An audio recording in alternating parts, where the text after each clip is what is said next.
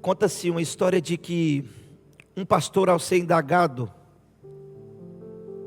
viraram para esse pastor e perguntaram: pastor, o senhor tem ministérios para pessoas com deficiência surdo na sua igreja? Ele disse assim: eu acredito que toda a igreja está precisando desse ministério, porque parece que as pessoas não estão ouvindo.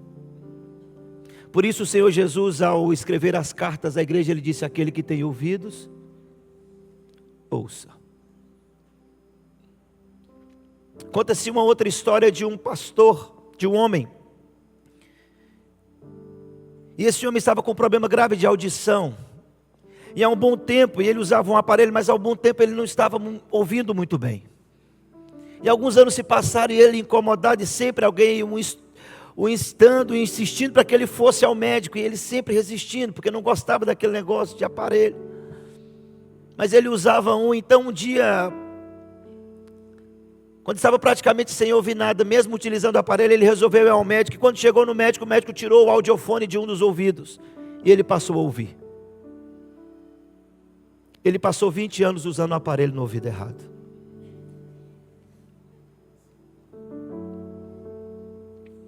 Parece uma história cômica, mas é tão frustrante para os pastores.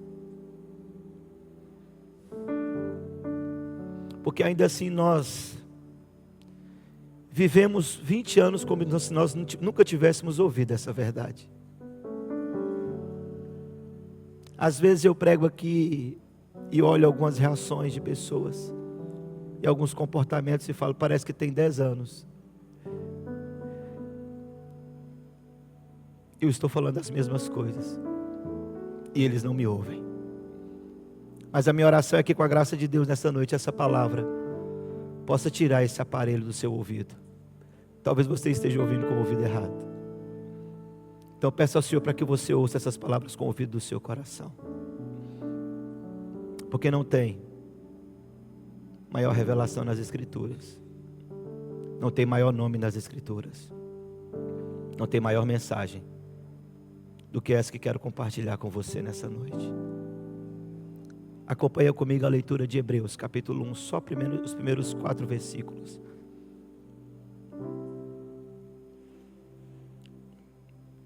É sempre muito difícil para mim falar de Jesus. O pastor Douglas sabe disso, e quem prega aqui sabe disso.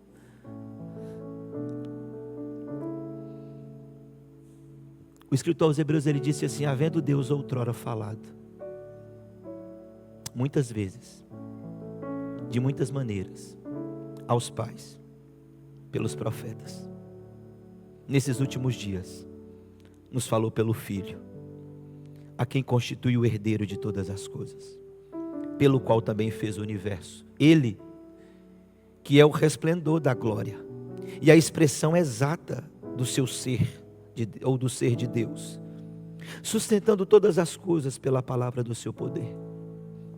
Depois de ter feito a purificação dos pecados, assentou-se à direita da majestade, nas alturas, tendo se tornado tão superior aos anjos, quanto herdou o mais excelente nome do que eles.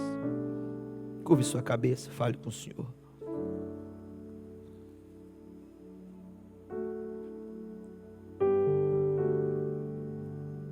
Ao Rei eterno e imortal, glória, honra e louvor nessa noite. Ao amado da nossa alma, ao lírio dos vales, a brilhante estrela da manhã, ao Alfa, o Ômega, ao primeiro e último, ao Cordeiro de Deus, que tira o pecado do mundo, a verdadeira verdadeira, a fonte inesgotável de água da vida, ao pão vivo que desceu do céu, ao lírio dos vales, ao príncipe da paz, ao maravilhoso conselheiro, ao Deus forte, ao Pai da eternidade, à árvore da vida,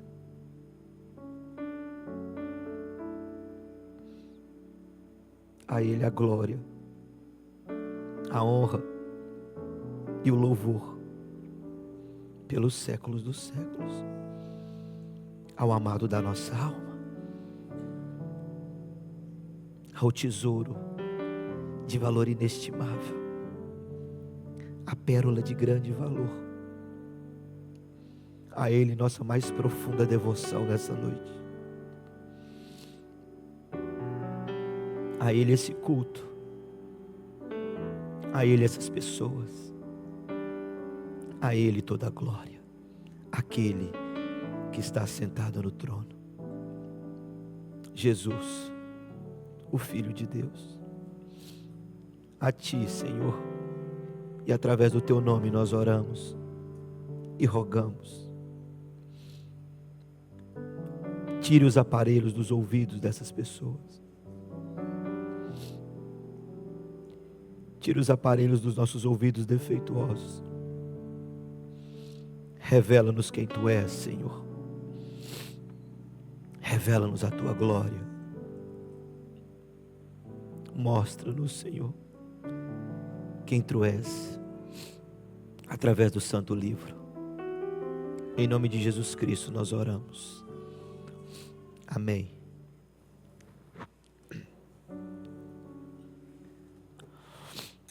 Irmão, preste muita atenção. A carta aos Hebreus, você bem sabe, nós já estudamos um pouco sobre ela. Ela é conhecida como o quinto evangelho pelos estudiosos. Ela é chamada de a chave hermenêutica do Antigo Testamento. Os teólogos acreditam que você não consegue compreender o Antigo Testamento se você não estudar ele pelas lentes de Hebreus. Você bem sabe que Hebreus é uma carta que não se sabe quem é o autor. Alguns dizem ser Paulo, outros até arriscam ser Lucas. Alguns pensam que foi Apolo, mas ninguém sabe ao certo quem escreveu essa carta. Mas essa carta ela vai tratar de algo muito importante. Primeiro, essa carta ela foi escrita a cristãos, judeus, que estavam espalhados por toda parte do Império Romano, que por decreto do imperador Cláudio, estavam sofrendo perseguição. E estavam sendo tentados a voltar ao judaísmo. Então, o autor aos Hebreus, ao escrever essa carta, ele vai perguntar para essas pessoas: como é que vocês podem voltar para a antiga religião de vocês? Parem para refletir o que vocês têm em Cristo. E o escritor aos Hebreus ele fala assim: deixa eu apresentar a vocês quem é Cristo. Deixa eu trazer para vocês compreensão. Ouçam quem é Jesus. Ele é maior que os profetas. Ele é maior que Moisés, ele é maior que Elias, ele é maior que Arão, ele é maior que Josué. O sacrifício que ele realizou é superior a qualquer sacrifício que já foi realizado na antiga aliança. Ele é superior aos anjos porque herdou mais excelente nome que eles. Logo o escritor aos Hebreus vai exaltar a pessoa de Cristo, fazendo uma pergunta para os ouvintes, para os irmãos que estão sendo tentados. Parem para pensar quem é Jesus. Deixa eu apresentar-lhes quem é Jesus. Deixa eu mostrar para vocês que Ele é superior a tudo que vocês ouviram até hoje. Deixa eu mostrar para vocês que nunca houve nenhum homem na história semelhante a Ele e nunca haverá. É isso que os cristãos hebreus estão dizendo. E a pergunta que eu tenho a palavra que eu tenho para dar para vocês é: parem para pensar. Parem para ouvir o que vocês têm em Cristo. Olhemos para aquilo que nós temos em Cristo. Só que para que as pessoas compreendam quem é Jesus, compreendam quem é Deus, é necessário que Ele se revele. É necessário que Ele se apresente.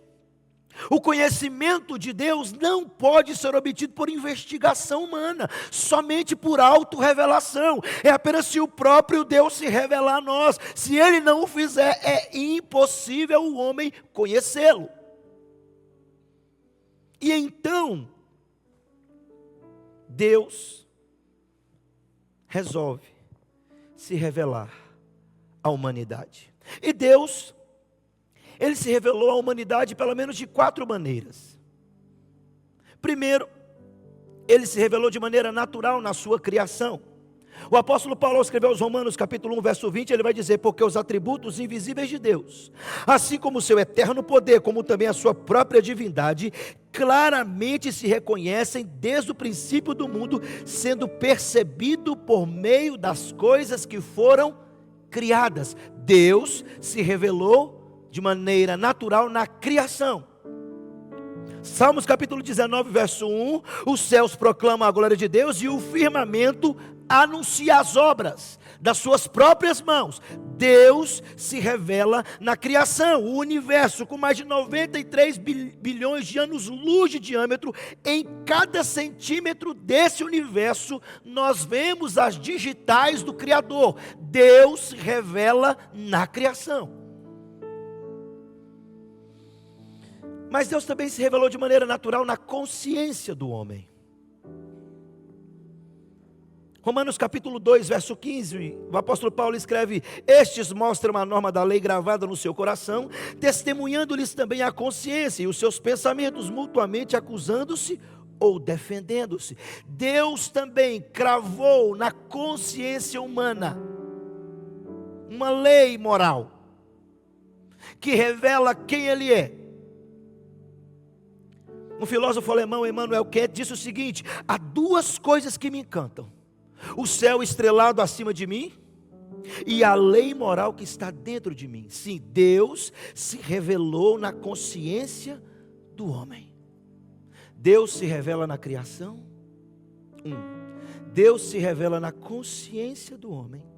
2, também Deus se revelou de uma outra maneira, e nós chamamos de uma forma especial. E uma das formas especiais que Deus se revelou, o escritor aos Hebreus vai trazer para nós. Por isso que ele começa dizendo: havendo Deus outrora falado. Porque Deus se revela agora em sua palavra. Havendo Deus outrora falado. Deus se revelou progressivamente pelas Escrituras. Quando ele diz havendo Deus outrora falado aos pais pelos profetas, ele está dizendo o seguinte: houve um tempo em que Deus resolveu manifestar-se e falar. E o escritor aos Hebreus vai dizer o seguinte: Deus falou. Essa é uma afirmação. E talvez a pergunta que nós devamos fazer é: quando Deus falou? Ele disse lá no passado. Como Deus falou? Ele disse de muitas maneiras. Através de quem Deus falou lá no passado? E o escritor diz: pelos profetas. Deus lá no passado falou aos nossos pais pelos profetas. Deus agora se revelando ao homem utilizando os profetas. Porém, na antiga dispensação, essa revelação ela foi parcial. Ela foi incompleta, ela foi fragmentada. Deus falou de maneira progressiva, Deus falou na sua lei a seus profetas, Deus falou que a lei foi nos dada, Deus entregou a lei dele a Moisés, Deus utilizou os profetas para falar da parte dele ao povo, Deus falou de diversas maneiras, Deus falou na teofania, nas manifestações sobrenaturais dele, Deus falou quando ele abriu o mar, Deus falou quando ele enviou o maná, Deus falou quando ele enviou as cordonices, Deus falou quando a água brotou da rocha, Deus falou quando a coluna de fogo guiava o povo, Deus falou quando a nuvem cobriu o povo, Deus falou de diversas maneiras aos pais pelos profetas, diz o escritor aos Hebreus. Deus falou, mas essa revelação ainda era muito fragmentada. Nota de rodapé: existem aqueles que querem anular a lei de Deus, utilizando de maneira inconsequente a graça, mas isso é um erro tolo. Achar que a lei está em oposição à graça, de maneira nenhuma. A lei foi nos dada para nos conduzir à graça. O Antigo Testamento tem a sua consumação no Novo Testamento, de maneira que no Antigo Testamento nós temos o Cristo da promessa, e no Novo Testamento nós temos o Cristo da história, e a carta aos Hebreus é importantíssima para que nós possamos entender isso. Essa transição do antigo para o novo, e no capítulo 1, é exatamente isso que está acontecendo. O escritor aos Hebreus está dizendo: olha, Deus lá no passado falou aos profetas, falou através da sua lei, essa revelação foi progressiva, essa revelação ainda estava fragmentada, as pessoas ainda não sabiam exatamente quem era Deus, eles conheciam um Deus Elohim, um Deus Yahvé, um Deus que estava no céu, mas ainda faltava algo. Deus falou. E aí então, o Cristo da promessa, entra agora o Cristo da história. E aí nós temos uma quarta revelação.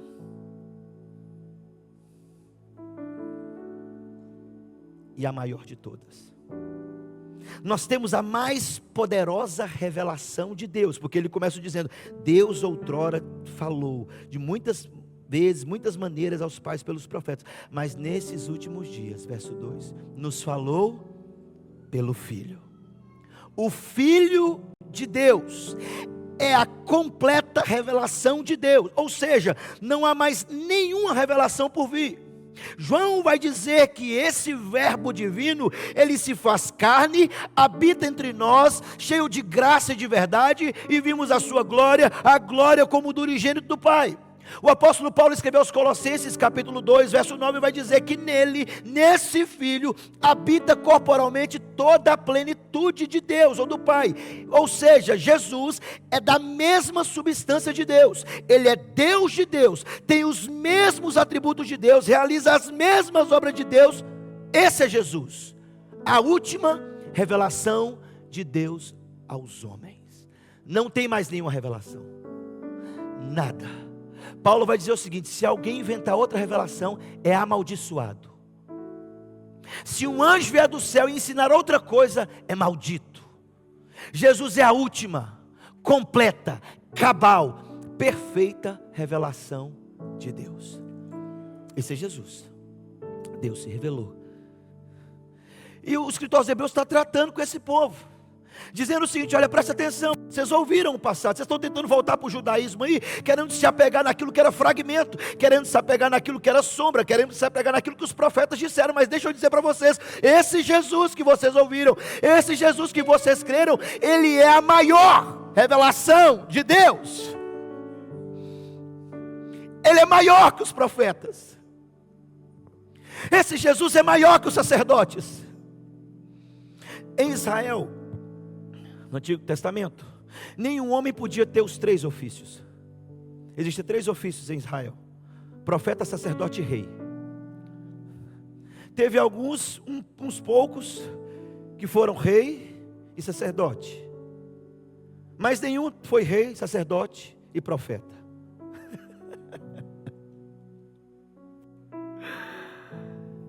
O escritor aos Hebreus o chama de o sumo sacerdote, o maior sacerdote.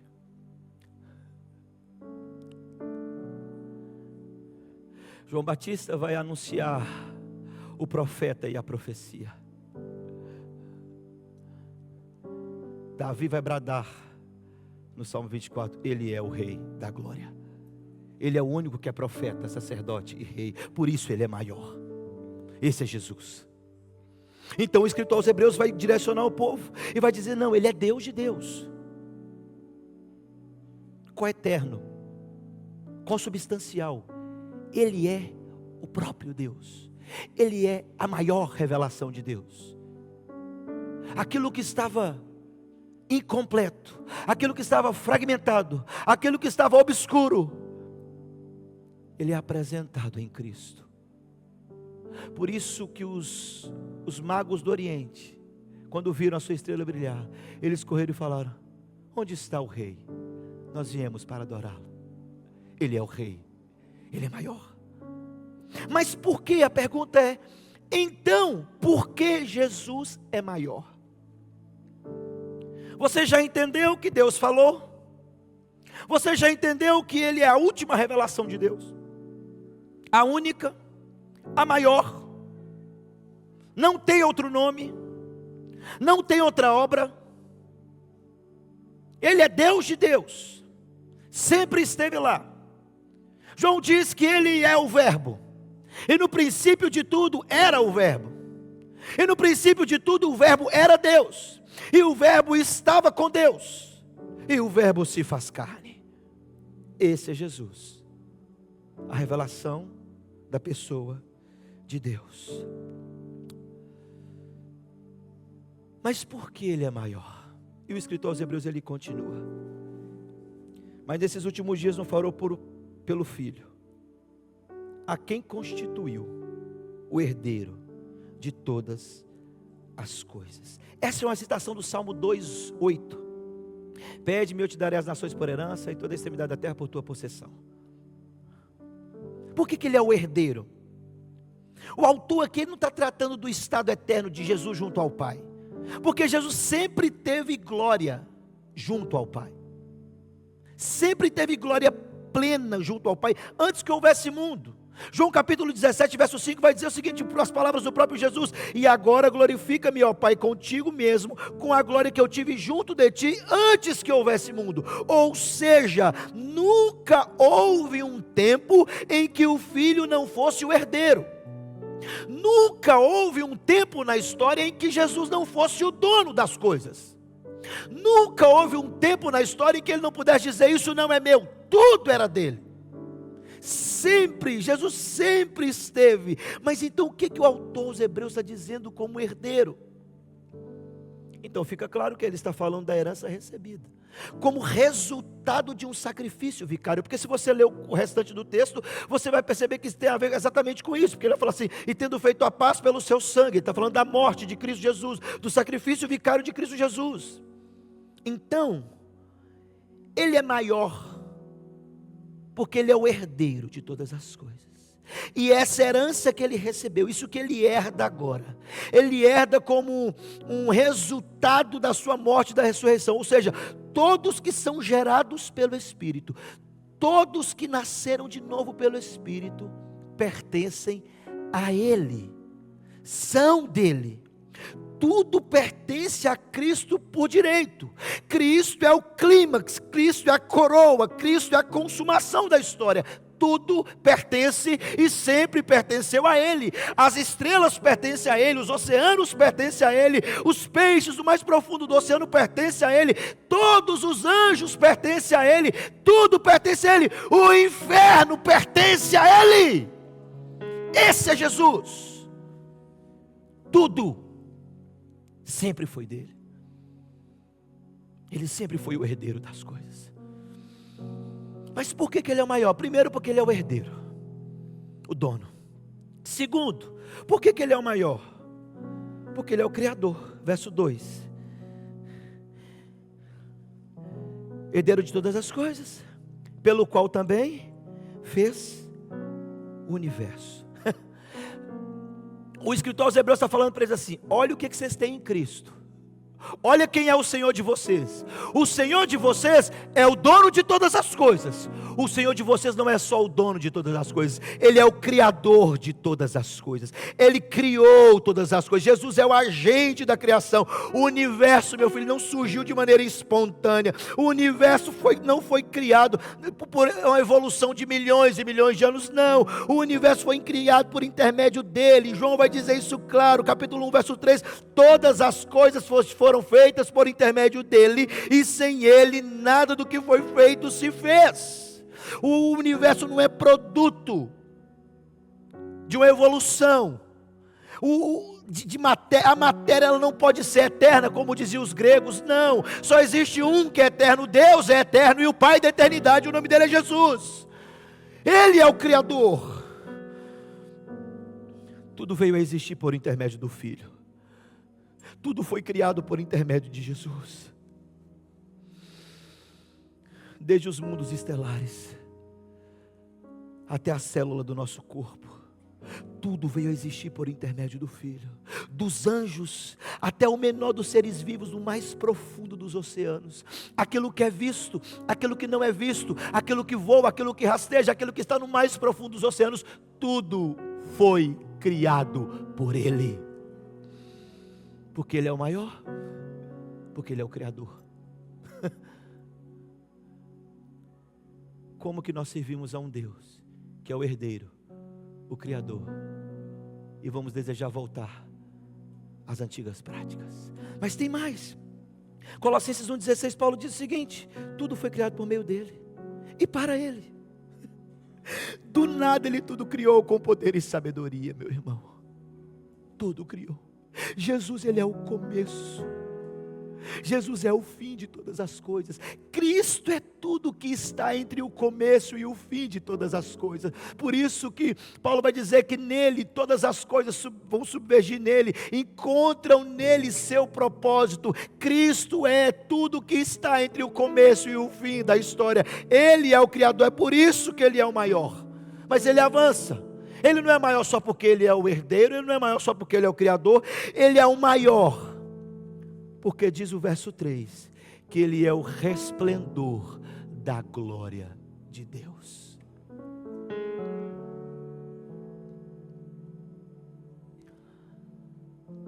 Se você não tirou o aparelho dos ouvidos, eu gostaria que você tirasse agora. Porque talvez essa é uma das expressões a respeito de Jesus mais poderosas das Escrituras. E eu explico por quê.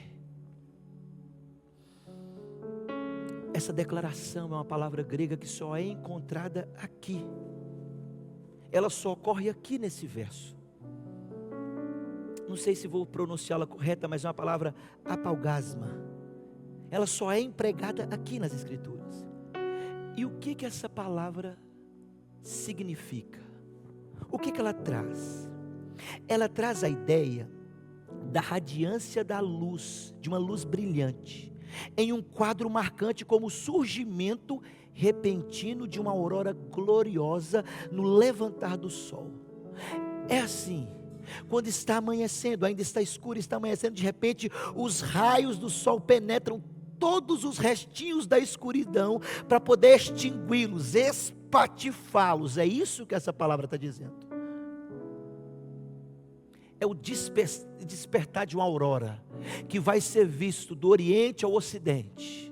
Não tem como ninguém tampar a luz do sol, não tem como ninguém se esconder dela, não tem como ninguém não vê-la, é impossível essa luz não resplandecer. Mas ainda assim, diz o escritor, esse quadro exemplifica, porém de maneira muito pobre, o sentido em que Jesus reflete a glória de Deus. Sabe por quê? Porque a glória não é um atributo de Deus, igual a sua santidade, igual a sua justiça. Irmão, você não sabe o tanto que eu chorei quando eu estudei essa parte. Você não sabe o tanto. Pastor Douglas passou a semana comigo aqui, ele viu eu em cima desse texto aqui. Você não sabe o tanto de saber quem é esse Jesus, e saber que nós jamais poderíamos falar a respeito dele, e por causa dele mesmo ele nos permitiu falar dele, e por amor a ele mesmo ele nos resgatou e nos deu agora o direito de sermos filhos dele, herdeiros com Cristo. O escritor aos Hebreus está falando desse homem e vai o chamá-lo de um resplendor da glória. Mas presta atenção, porque glória não é atributo de Deus. A glória é a somatória de todos os atributos de Deus. Pegue a sua santidade, pegue a sua justiça, pegue o seu amor, pegue a sua bondade, pegue a sua eternidade, pegue a sua autoexistência, pegue a sua misericórdia, pegue a sua benignidade, pegue todos os atributos dele, e então apresentará a pessoa de Jesus. Ele é o resplendor dessa glória. Esse é Jesus.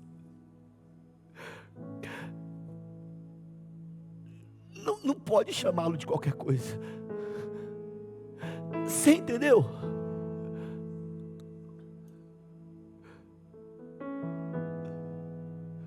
Quantas vezes eu vivi como se esse Jesus não fosse isso?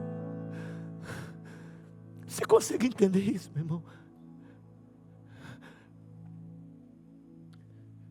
Nós estamos afogados nos nossos próprios orgulhos e pecados. O resplendor da glória de Deus esvazia da sua glória. A somatória de todos os atributos do Deus invisível que ninguém pode ver, homem nenhum pode ver, se revela nesse homem. E quantas vezes eu vivi como se ele não fosse isso?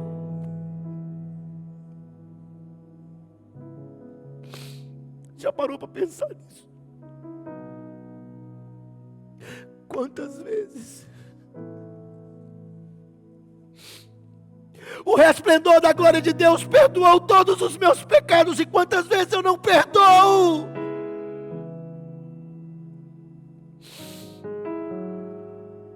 O resplendor da glória de Deus é o manso e humilde de espírito, e quantas vezes eu não sou? Ele é o resplendor dessa glória.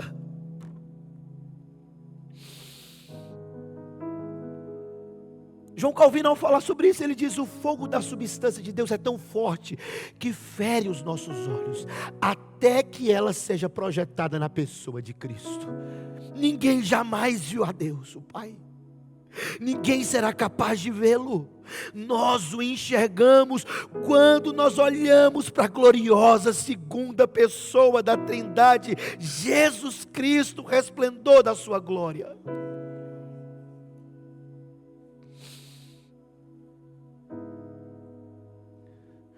A glória de Deus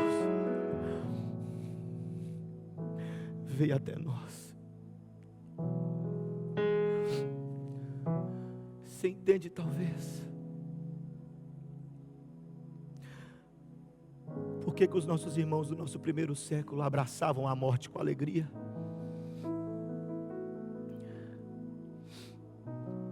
E nós negociamos até o dízimo. Entende, talvez, por que os nossos irmãos entravam no Coliseu cantando? E nós negligenciamos a reunião de oração, a escola bíblica, porque estamos cansados. Entende? Porque eles se assentaram diante desse Jesus e comeram diante da glória de Deus. Porque o verbo andou no meio deles e eles viram a glória do unigênito de Deus. Mas há esperança para nós, porque essa palavra diz o seguinte: bem-aventurado, ou mais feliz do que eles, são aqueles que não viram e creram. O problema é o que eu estou fazendo com aquilo que digo que creio. Você não sabe quão constrangido eu estou de falar desse Jesus para vocês hoje, meus irmãos. Você não sabe como é difícil falar dele. A glória de Cristo. Agora eu entendo Whitefield, pastor. George Whitefield. As pessoas zombaram dele e falaram assim: você só fala de Jesus chorando. E ele falou assim: como é que vocês ouvem de Jesus e não choram?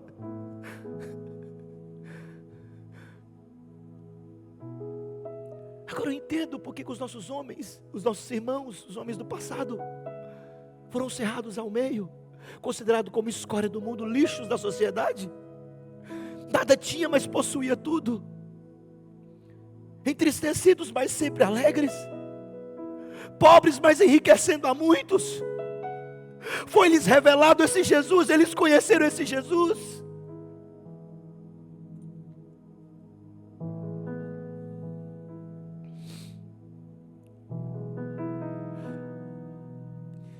E a nossa geração quer reduzir a glória desse Jesus a essa cultura barata do Brasil? Nós entendemos tudo errado. Nos apresentaram um Jesus errado. Ele é a soma, ele é a junção de todo o resplendor da glória de Deus. Deus o colocou em Jesus e ele desce até nós da sua glória. Os céus dos céus não pode contê-lo. Deixa eu te falar, ele é maior do que o céu. O céu só é céu porque Ele está lá. Esse é Jesus. Mas por que Ele é maior? O escritor continua. Ele é o resplendor da glória de Deus. Ele é a expressão exata do ser de Deus. A palavra aqui é, Ele é a exegese de Deus. Isso significa que quando nós vemos Jesus, nós vemos a Deus. Se quisermos saber como Deus é, nós devemos olhar para Cristo. Se quisermos saber quão belo Deus é, se quisermos saber quão santo Deus é, quão puro Deus é, quão bondoso Deus é, nós devemos olhar para Jesus. É por isso que Ele disse, quem me vê a mim, vê o Pai. Ele é a expressão exata de Deus, é por isso que Ele é o maior. Você nunca vai ver o Deus Pai no trono, você sempre o verá em Cristo.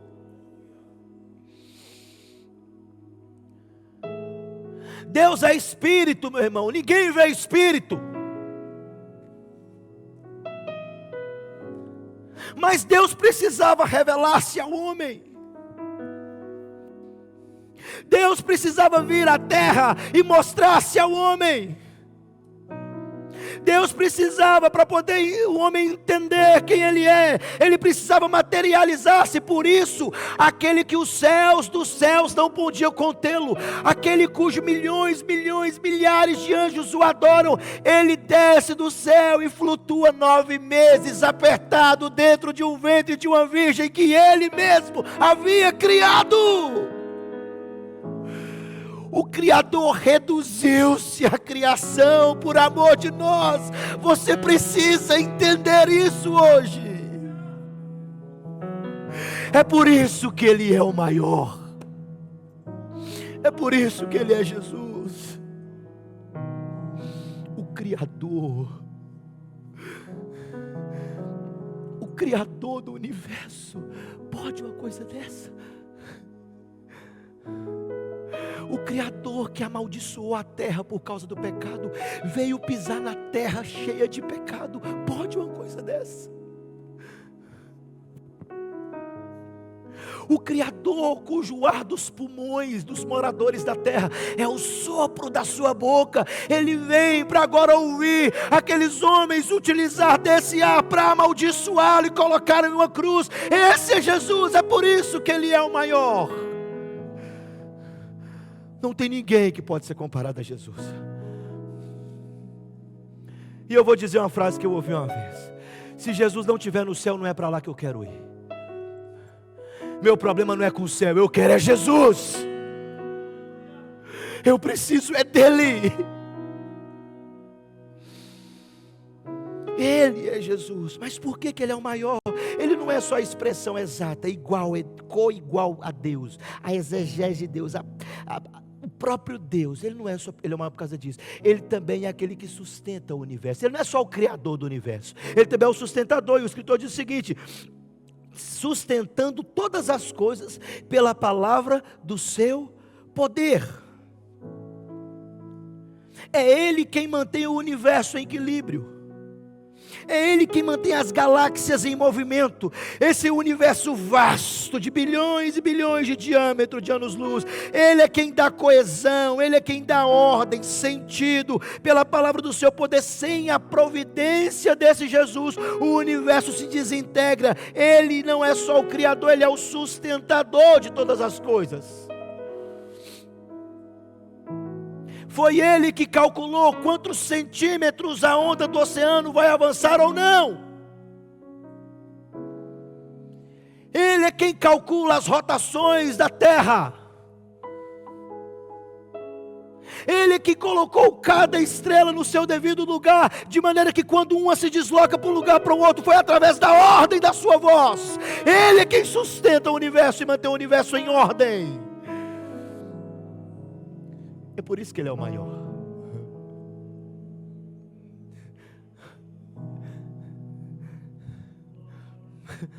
Pastor Thales, nós estamos diante de Jesus, Pastor Thales.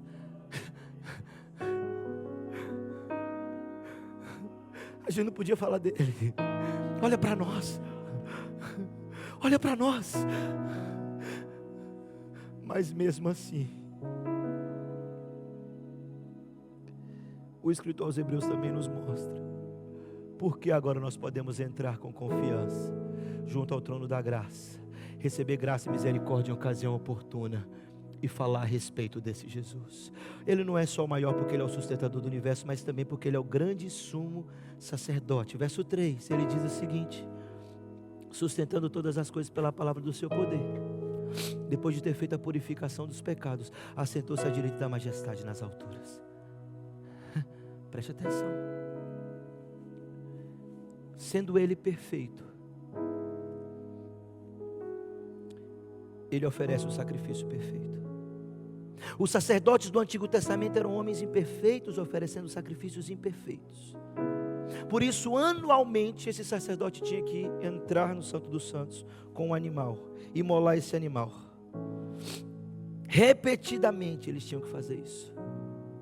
Só que chegou o momento, há 2033 e mais uns anos para trás,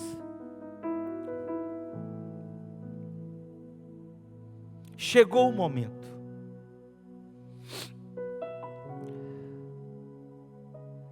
em que os animais mortos seriam varridos do altar. Chegou um momento em que todos os anos da antiga aliança e todos os sacrifícios colocados no altar seriam varridos do altar, e o sangue do Cordeiro perfeito de Deus, no altar de Deus, derramado pelo próprio Deus, seria definitivo. E então, Ele se apresenta como o sacerdote que entraria de uma vez por todas, e como o sacrifício perfeito de uma vez por todas. Por isso, Ele é o maior. Não havendo mais necessidade de derramamento de sangue, porque esse sangue agora deixaria Ele mesmo e o concílio da Trindade satisfeitos, e Ele veria o fruto do seu penoso trabalho e ficaria satisfeito. O sacerdote e o sacrifício têm um nome: Jesus, o maior da história, o maior nome da história. Por isso a Bíblia diz que Ele é o nome, e o único nome pelo qual importa que sejamos salvos: Jesus. E então, estou terminando, Ele entra de uma vez por todas, e depois de ter feito isso na cruz do Calvário, depois de ressuscitar o terceiro dia, Ele, Jesus, o maior homem da história, Ele então, depois de entrar, diz o escritor, faz a purificação dos pecados. Ele retorna, Jesus é exaltado para retornar ao seu lugar de origem. E o escritor aos Hebreus diz: então Ele vai assentar-se à direita da majestade nas alturas. Eu preciso que você entenda isso. O Filho que foi humilhado na terra, agora é entronizado no céu. Aquele que morreu, ressuscitou, e aquele que ressuscitou está assentado no trono. Esse é o incomparável Jesus. Esse é Jesus. É por isso que Ele é o maior. Ele é a expressão exata do ser de Deus. Ele é o resplendor da glória de Deus. Ele é o Criador de todas as coisas. Ele é o sustentador de todas as coisas. Ele é o perfeito e sumo sacerdote. Ele é o sacrifício perfeito que agradou. Por isso o profeta Isaías disse: porque agradou Deus moê-lo na cruz, para satisfazer a sua justiça.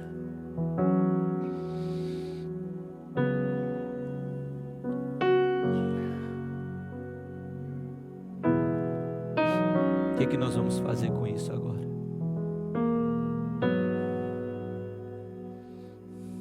trocar.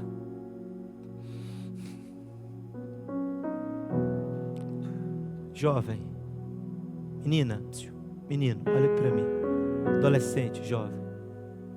Para você agora, uma palavra bem pastoral, amável. Vai trocar o resplendor da glória de Deus por um beijinho, um abraço? Vai. Vai trocar o resplendor da glória de Deus por um vídeo, meu filho?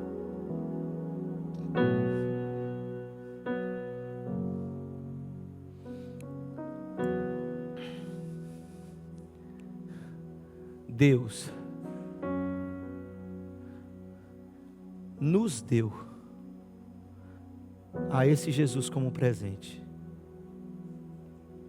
mas Deus também deu esse Jesus a nós, o melhor de todos os presentes. Vai trocá-lo?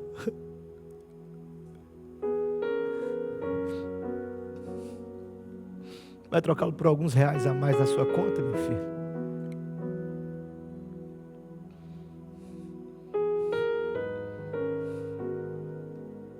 Vai reduzi-lo a isso? Vai reduzir esse Jesus a uma cura imediata? Sabe o que esse Jesus disse para mim e para você? Esse homem, que nós deveríamos estar satisfeitos em tê-lo.